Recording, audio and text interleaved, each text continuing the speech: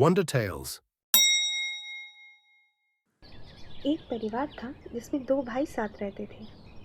बड़ी बहू एक गरीब परिवार से आई थी और हमेशा अपनी स्थिति के कारण नफरत का शिकार थी।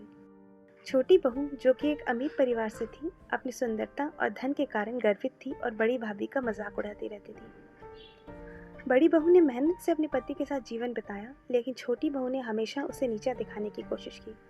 वो उसे खाना बनाने और घर के अलग अलग काम करने के लिए मजबूर करती थी और कभी कभी तो उसे अपशब्द भी कहती थी। बड़ी भाभी दुखी होकर अपने भाग्य को कोसती थी, लेकिन वो हमेशा अपने परिवार के लिए अच्छा करती रहती थी। एक दिन बड़े भाई ने व्यापार के सिलसिले में शहर से दूर जाने का निर्णय लिया। तब बड़ी बहू की परिस्थिति और भी खराब हो गई।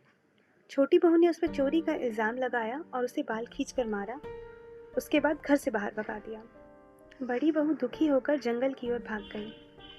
जंगल में जाते हुए वो एक कपास के पेड़ के पास से गुजरी। उसने वहां रुककर कुछ लकड़ियों से एक झाड़ू बनाई और पौधे के चारों ओर की जमीन को साफ किया।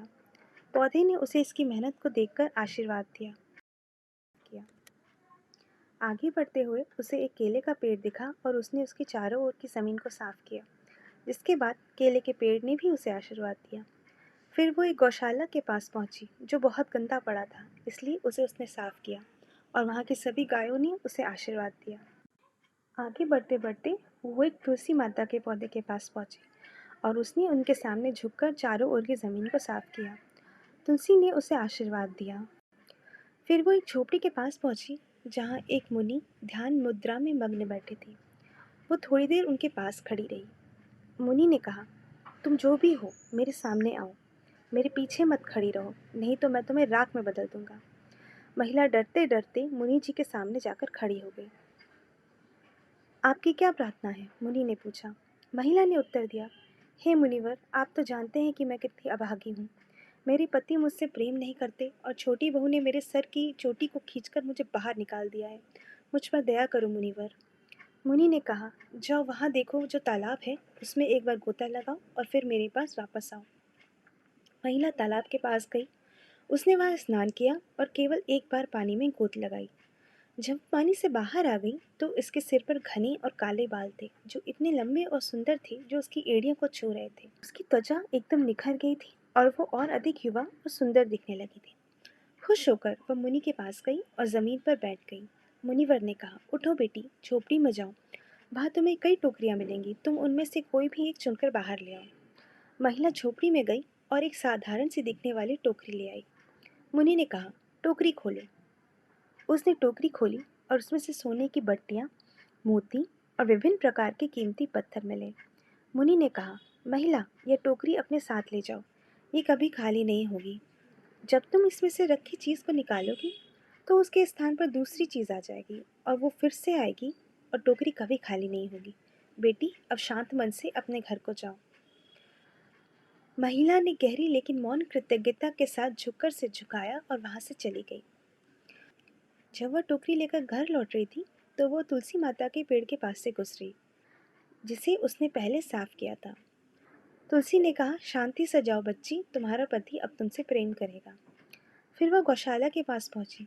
उसने वहां से दो शंखों का आभूषण लिया, जो गायों ने अपने सींगों के चारों ओर बांध रखा था। उन्होंने कहा, बेटी, ये शंख लो, इसे अपनी कलाई पर पहन लो, और जब भी तुम इनमें से किसी को हिलाओगी, हम में से कोई तुम्हारे पास आ जाएगा। तुम्हें कभी दूध दही की कमी नहीं होगी। वह आगे गई और केले के पेड़ के पास पहुंच गई, जिसने उसे एक चौड़ी पत्रिका दी और कहा, लो बेटी, यह पत्ता लो, और जब तुम इसे हिलाओगी, न सिर्फ तुम्हें विभिन्न प्रकार के स्वादिष्ट केले मिलेंगे, बल्कि सभी प्रकार के व्यंजन भी मिलेंगे। आगे बढ़ते बढ़ते वह कपास के पेड़ के पास पहुंची, जिसने उसे अपनी एक शाखा दी और कहा, बेटी, ये शाखा लो, और जब तुम इसे हिलाओगी, न सिर्फ तुम्हें केवल कपास के कपड़े बल्कि और अलग अलग तरह के कपड़े भी मिलेंगे। अब इसे एक बार मेरी उपस्थिति में हिलाओ। उसने शाखा को हिलाया और उसकी गोद में सबसे शानदार रेशमी कपड़ा गिर गया। वो उसने रेशमी कपड़ा पहन लिया, खुद अपनी कलाई पर बांधकर टोकरी और पत्तों के साथ वहां से चली गई। बड़ी बहू खुश मन से अपने घर की तरफ चली गई। जब छोटी भाभी ने देखा कि बड़ी भाभी इतनी सुंदर और धनवान हो गई है, तो उसकी जलन और बढ़ गई। उसने सोचा, मुझे भी ऐसा ही बनना है। उसने बड़ी बहू को अपनी बातों में फंसाकर सारी कहानी पूछी। बड़ी बहू ने सरलता से उसे सारी बात बता दी। छोटी बहू ने निश्चय किया कि वो भी अब जंगल में जाएगी। अगले ही दिन उसने बड़ी बहू से रास्ता पूछा और जंगल की तरफ निकल गई। जाते जाते उसे रास्ते में कपास का पेड़ मिला। पेड़ ने उसे आवाज़ दी, अरे बेटी, ज़रा सुनो। तुम तो उसी घर की बहू हो ना, जिस घर की बहू थोड़े दिन पहले यहाँ से गुजरी थी। बेटी, मेरी थोड़ी मदद कर दो, यहाँ आसपास बहुत गंदा हो गया है। छोटी बहू कपास की बात पर हंसती हुई बोली, अरे ये तो जंगल है, यहाँ तो गंदा ही होगा, इसमें मैं क्या कर सकती हूँ। वो ऐसा कह के आगे निकल गई। आगे जाकर उसे केले का पेड़ मिला। उसने रुककर केले खाए और वहीं उसके छिलके फेंक दिए। थोड़ा आगे बढ़ते ही उसे गौशाला मिली। उसे लगा कि अरे, यहाँ तो बड़ी गंदगी है, चलो चलो जल्दी चले जाते हैं, तो वहाँ से जल्दी भाग गई। ऐसा ही उसने तुलसी जी के पास पहुँच के किया। आगे बढ़ते ही उसे ऋषि का आश्रम दिखा। उसने सोचा तालाब यहीं कहीं होना चाहिए, और वो तालाब ढूंढने निकल गई। तालाब मिलते ही उसने एक बार गोता लगाया और अपना सुंदर रूप देखा। खुद को देखते ही वो खुश हो गई।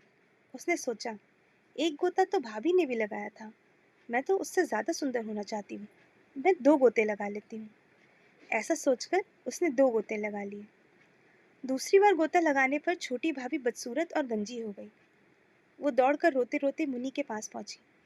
मुनि ने बताया, तुमने मेरी दी हुई सलाह का पालन नहीं किया और इसीलिए तुम्हें ये दंड मिला है। अब तुम ऐसे ही घर जाओ। छोटी बहू रोते रोते अपने घर चली गई। जब बड़ी भाभी ने छोटी भाभी की दुर्दशा देखी तो उसने अपनी दया और मानवता का परिचय दिया। उसने छोटी बहू को स्वीकार किया और कहा, चलो हम एक साथ मिलकर जीवन जीते हैं। असली सुंदरता हमारे भीतर होती है, न कि बाहरी दिखावे में। छोटी भाभी ने अपनी गलती का एहसास किया और बड़ी भाभी से माफ़ी मांगी। उन्होंने एक दूसरे का समर्थन करना शुरू किया और उनके बीच एक गहरा बंधन बन गया। दोस्तों, अगर ये कहानी आपको पसंद आई हो तो लाइक, कमेंट और सब्सक्राइब करें।